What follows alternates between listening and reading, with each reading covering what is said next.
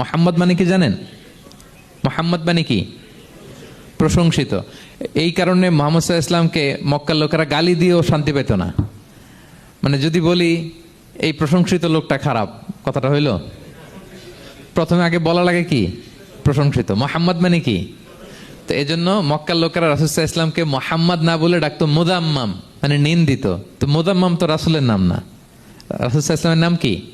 মোহাম্মদ, প্রশংসিত। এই জন্য গালি দিয়েও তারা মজা করতে পারতো না, সুবিধা করতে পারতো না।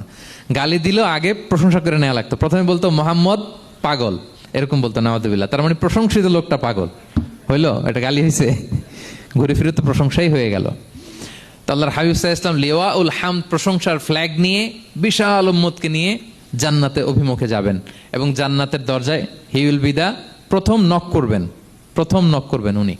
তখন জান্নাতের রক্ষী ফেরেশতা বলবে মান আনতা, কে? আল্লাহ হাবিব সাল্লাল্লাহু আলাইহি ওয়াসাল্লাম বলবেন আনা মুহাম্মদ, আমি মুহাম্মদ।